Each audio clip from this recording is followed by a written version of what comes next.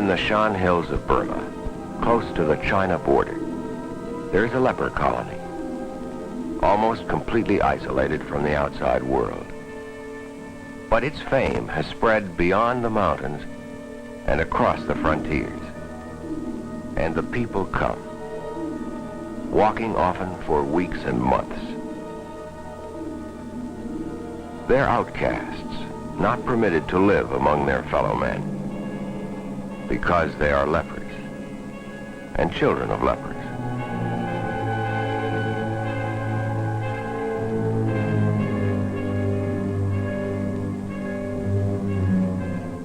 They live on what they manage to pick or kill in the jungle around. Berries, insects, wild plants.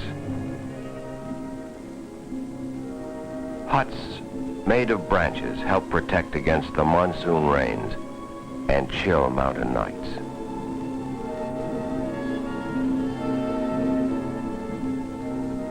They bring little with them.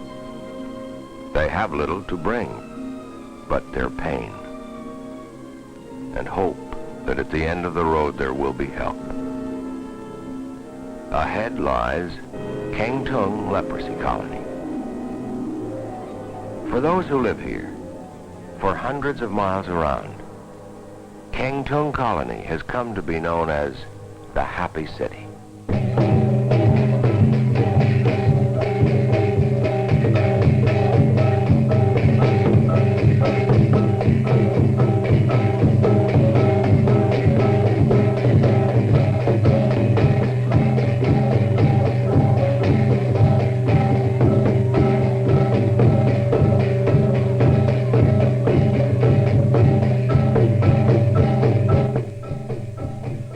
Traveled this road before.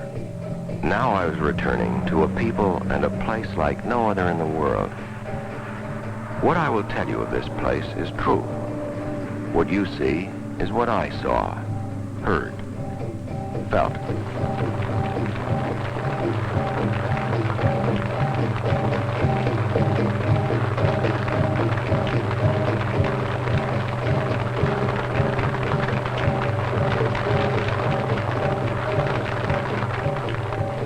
Expected a welcome such as this.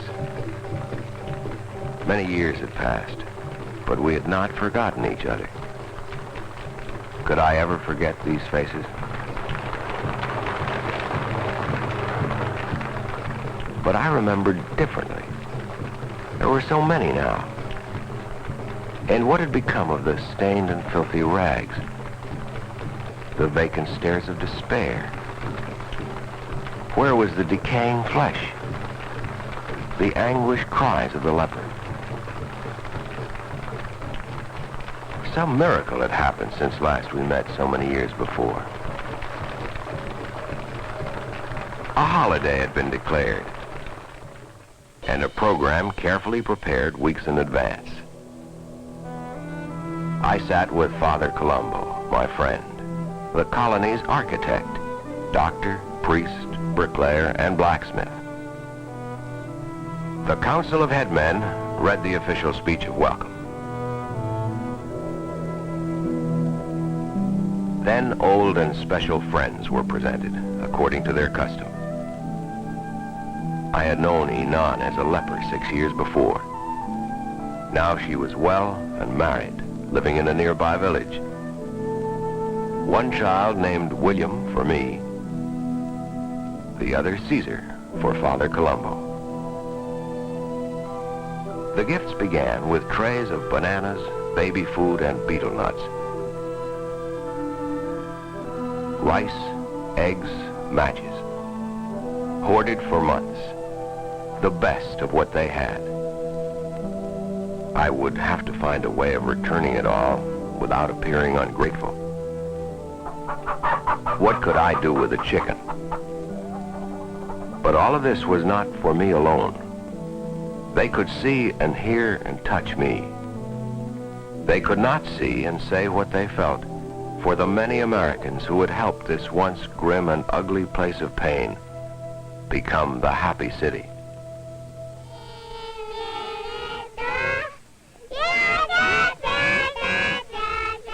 The show began with the children.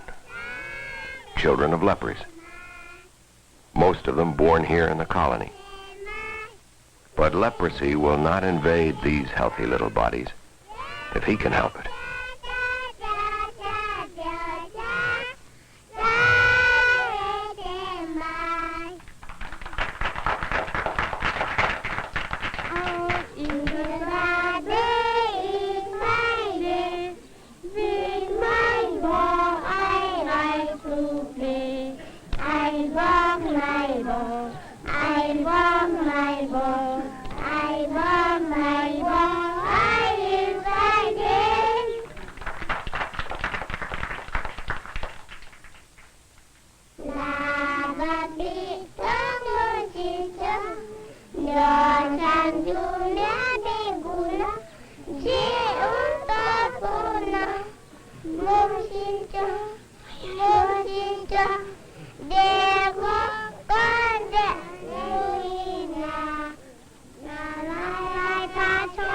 The costumes, made by the sisters from cloth sent from the States. A bit of bright cloth and a straw hat to lift the spirits.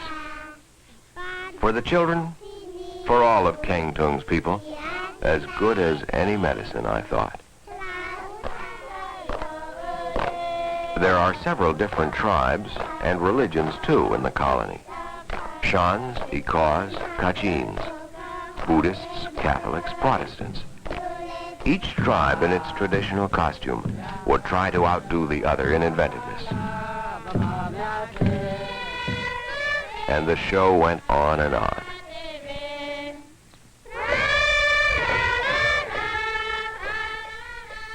Father Colombo brought in the bullocks which had been fattened for the feast. Once or twice a year, he's able to provide meat for the colony.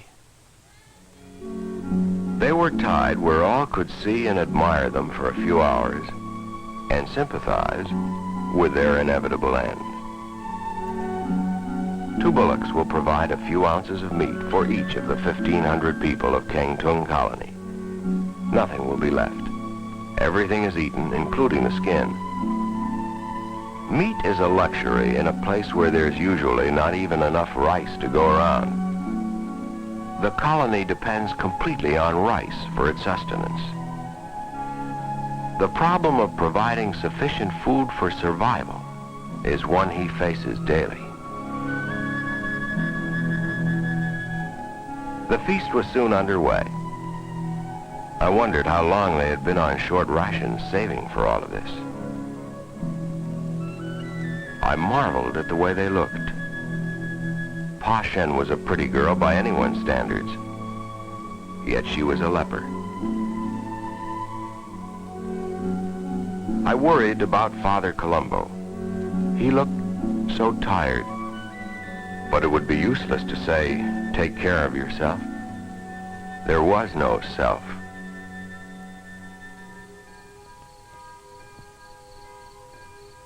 It had been a long and wonderful day. As night fell suddenly over the hills, the curfew bell tolled its warning. For with darkness, there was danger now. The joy of the day was gone, and in its place was fear as people hurried to their houses. Hidden in the hills beyond, in the jungle and darkness, were marauding guerrilla bands. Terrorists, insurgents, communists, and others bent on revolution, on separating these Shan states from the Union of Burma. The Burmese troops, 9 or 10 of them assigned to duty in the colony, took up their positions for the night.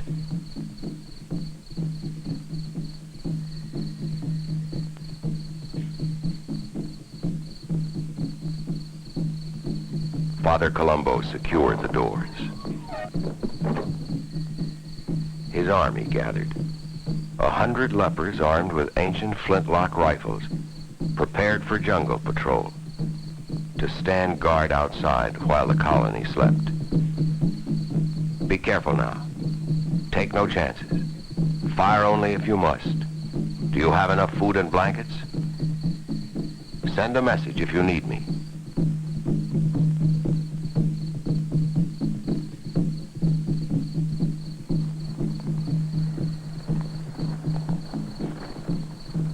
I watched the valiant little detachment move out to watch and wait for the enemy.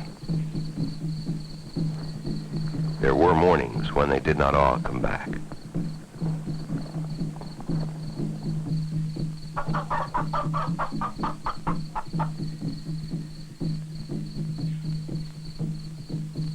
A deep and anxious stillness hung now over the colony.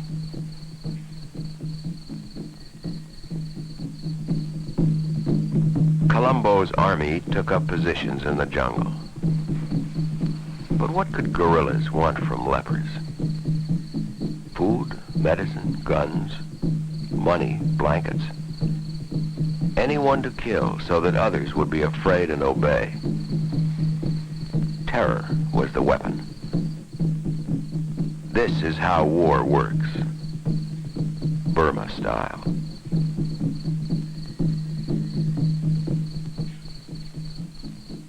At midnight, Father Colombo made his rounds to see that all was well. That this place should have to face terror from without. What strange irony, I thought. In the morning, we walked through the colony. There were so many new things he wanted me to see, new families to meet. Look at this face, he would say. It was so distorted a year ago you wouldn't have recognized it. Isn't it marvelous what the new leprosy drugs can do? Look at her face. Wonderful improvement. But I wish we'd been able to do something sooner. He was so proud of their progress, of life returning to paralyzed hands, of the children. He was proud of the way they had learned to work. Timber for building must be soaked for a year or more before it can be used. The soaking discourages termites and other insects which would quickly destroy a building. The men are paid for their work. It's not really necessary, and the amount is very small. But Father Colombo believes that it is important in maintaining morale, in helping them feel less like outcasts and more like useful, needed, honest workmen.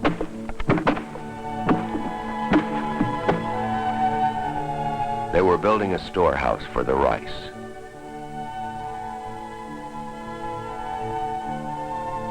Colombo, the master carpenter and patient teacher, providing strength and experience where it was needed, teaching a craft to a people who knew little more than how to build a bamboo hut when they came here,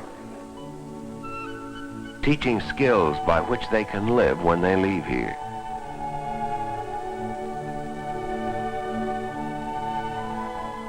From a nearby lake comes the mud to make bricks.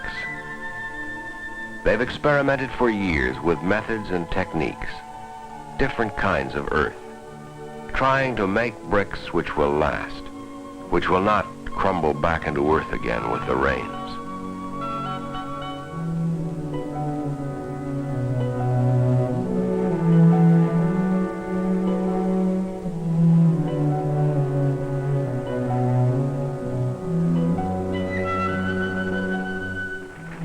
As important as what they are accomplishing is the fact that the will to learn, to work, to build has been given to a people often without even the will to live when they came here. It took 3 years to make and bake enough bricks for the colony's proudest accomplishment, the new hospital. I'd often see him stop for a moment to gaze and admire it as if it were something marvelous to behold. And indeed it was, built by the people themselves, every block and brick made here in the colony. The money from America, the work by the lepers. Cooperation. For 15 years he had operated outside under the sun, because there was no shelter clean enough and with light enough for surgery, and no means of building one. Now at last there was an operating room and a proper table to lay a patient on. He had trained the sisters himself to assist at all kinds of surgery. This was a simple appendectomy.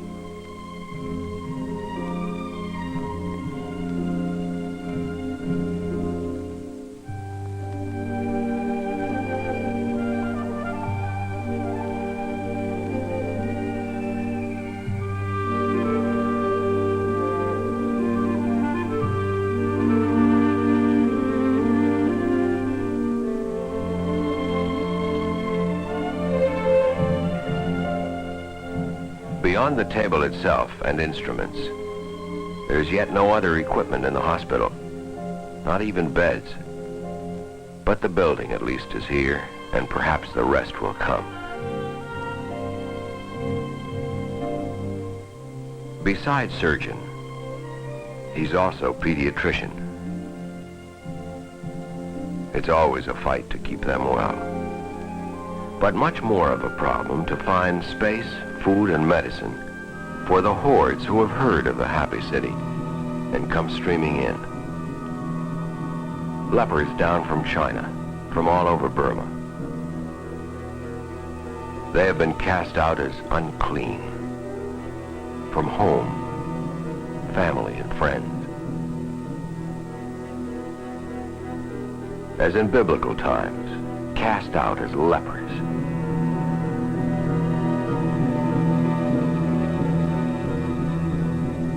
These, only a handful of the 12 million forgotten, hidden, uncared for lepers in the world today who can be cured. He would take care of them all if he could. Where have you come from? How long have you been traveling? The touch of his hand offers hope that their journey can be over, for they cannot return to the place from whence they have come.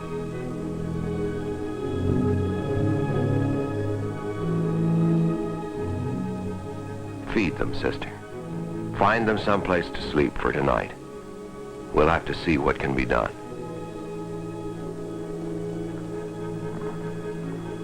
When last I visited here, I did not see how he could take in another single person. Yet in 6 years, the colony has doubled in population.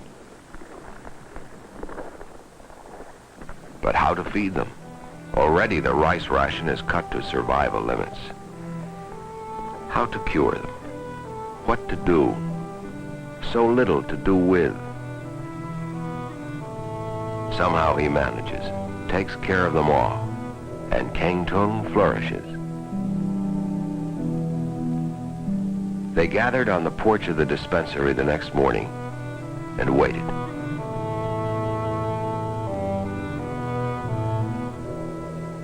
He examined them one by one. The disease in its early stages here. Spots on the face and on the back. Little damage yet to muscles or nerves. At last, in the 20th century AD, man has found the way, the drugs, to combat and eradicate forever this ancient curse. Careful medical records are begun. In a year, the spots will have disappeared if she can be kept here, nourished and treated. Father Colombo and the sisters have vowed to remain here for life, to do just that. If help comes in time, the disease can do little damage. But useless hands and feet and bone cannot be restored.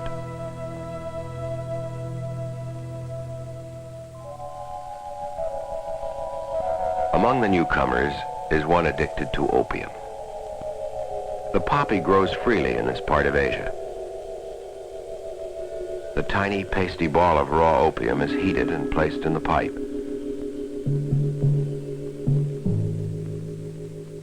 few deep draughts, and there is no pain, no hunger. Only dreams of a heaven full of rice. The council of head men of the colony know of the opium smoker. They have decided that somehow they will find rice and make room for the new ones. But an opium addict cannot be allowed. One addicted is a sorrow to his family, a problem and a threat to the peace of the happy city.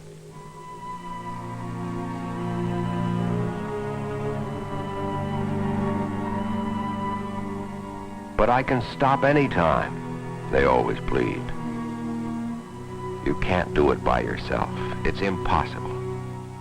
I'll help you if you'll try. Otherwise, you must leave. IPAN knows what lies ahead.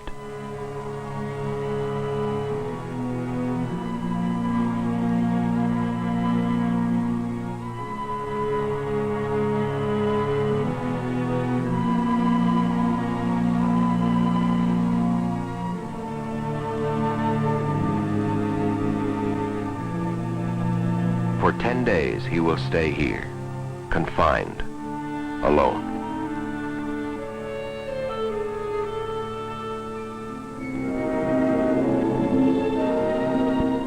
Days of struggle, of torture, of mental and physical pain almost beyond imagining.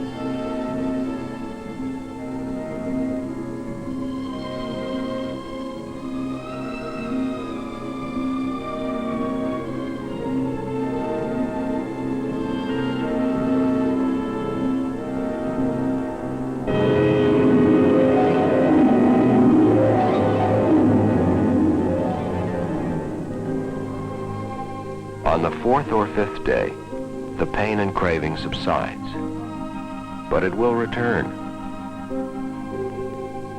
Understanding and mild sedatives will help him through what is to come. And he will triumph, as have the others who have gone before him. There is a new home for children, which was not here when last I knew this place. His recreation is a few minutes each day with the babies.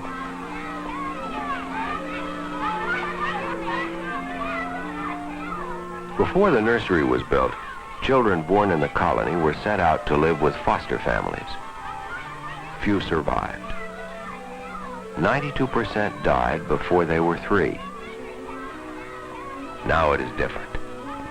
Children are separated from their parents to avoid possible contagion, but kept here in the colony, given anti-leprosy vaccine, loving care, and they have every chance of growing into normal, healthy adults. The child mortality rate has dramatically reversed itself. Now, over 95% live. Sister Maria cares for over 250 children in the nursery. The problem of getting 3-year-olds to take a nap seems to be the same the world over. I wondered, though, what would have become of these children if this building were not here? Would they be among the 92% to die? I suspected they would.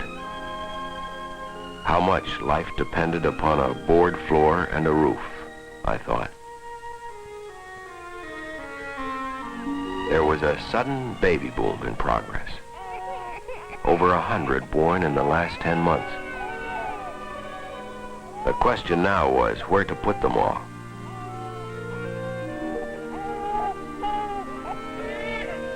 The new nursery already hopelessly inadequate.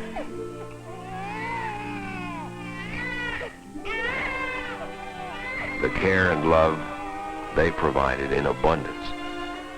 But babies need much more than this. They were running out of baskets and blankets, out of bottles and nipples. Every rag available served as a diaper.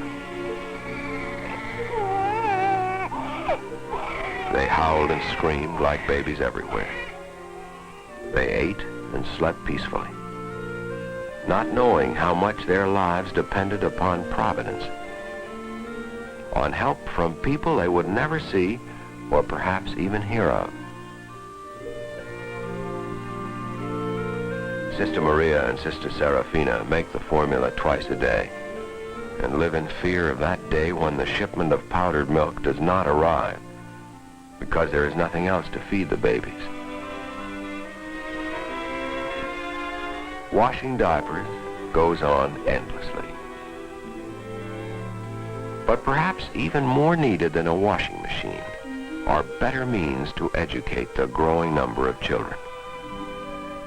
They cannot be sent forth from here as illiterates. There must be a real school, a full-time teacher, and books. But all of this must wait until still more pressing problems are dealt with. In paddy fields a few miles from the colony, ex-lepers prepare the land for the new rice. Men who no longer show signs of active leprosy, who appear to be cured, who are able to work. Some place must be found for them to live, something given them to do, since never again can most return to their villages to take up life as they left it.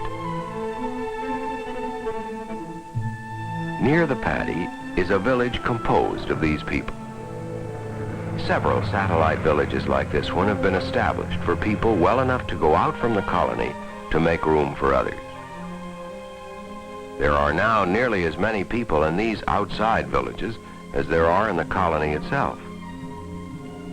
I cannot abandon them to starvation and reinfection when they leave, Father Colombo says.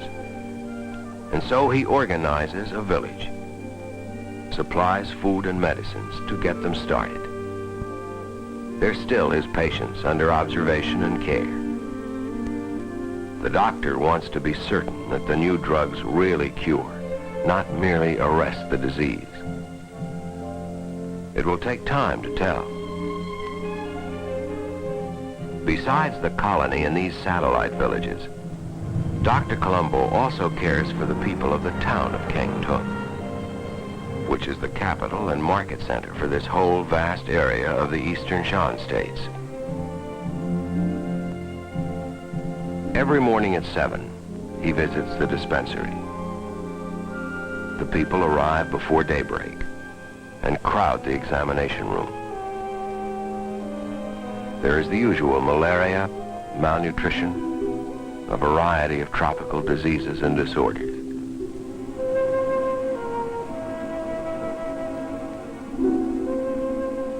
Sometimes leprosy is detected in its early stages among those who are not even yet aware that they have the disease.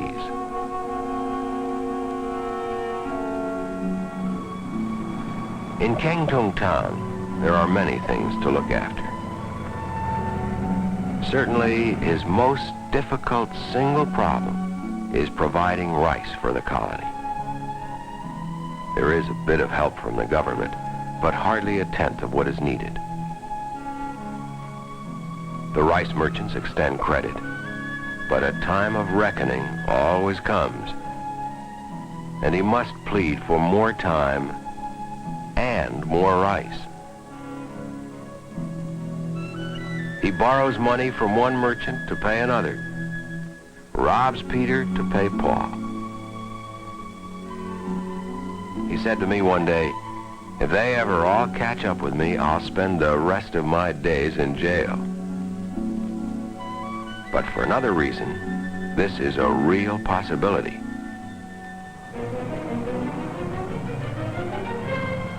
All vehicles are stopped and searched. Aiding the terrorists is punishable by death.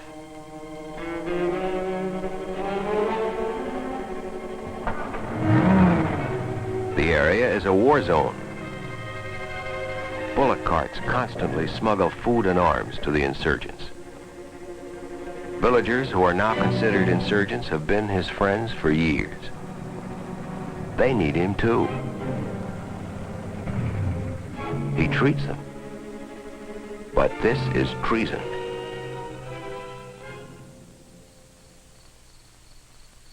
While the colony sleeps, you'll find him still at work at his desk, keeping medical records up to date. Always studying. He learned medicine in this room. Later, after 2 years of study in an Italian hospital, he was able to pass the examination for an MD. There are letters to write. Letters of appeal and thanks to people overseas who help.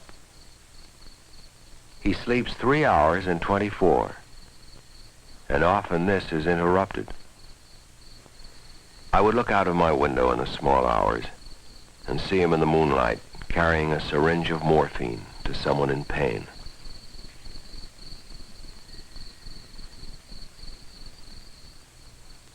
Threats from the insurgents continued, sometimes dramatic. One letter contained a bullet, which meant there would be killing. A feather, which said it would be quick. The charcoal was obvious. The colony would be burned to the ground unless demands for money and food were met.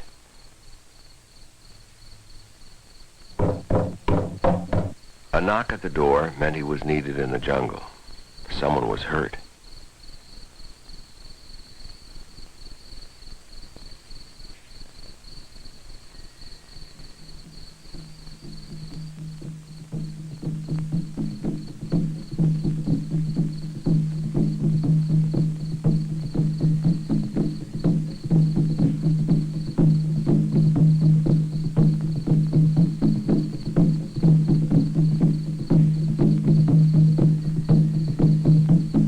One of the leper guards killed. 2 insurgents captured.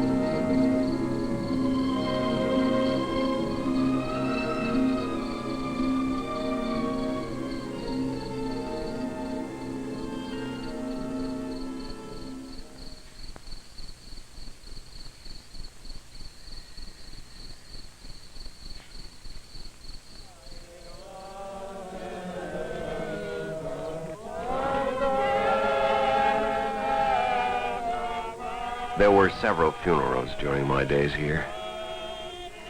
Grief and a terrible sense of loss would descend upon us all. Each life here was desperately fought for and hard won. This was not the way to see one end. His grief was greatest of all, for they were his children.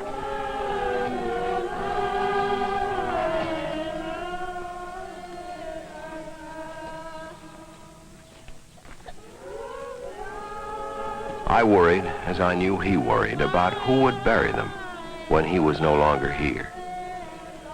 There was no one. Was there another man like this man? To be sure, he will live here forever. But what will it be like when the voice is stilled and there is only the memory to guide King Tung Colony? Per misericordiam Dei, requiescat in pace. Amen.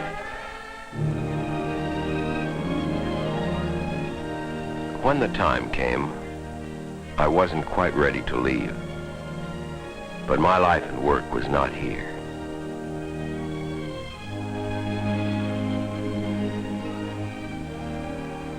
My 2 weeks were over.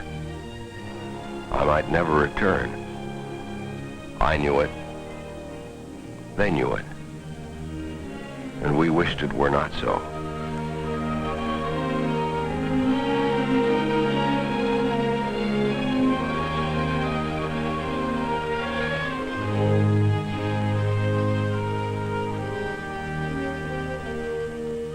I said goodbye to the sisters, and perhaps for the last time, looked through those soft, deep eyes into that noble heart. I was leaving the happy city, but I would carry its joy and sadness with me always. And I hoped something of the spirit of Colombo of Kangtung.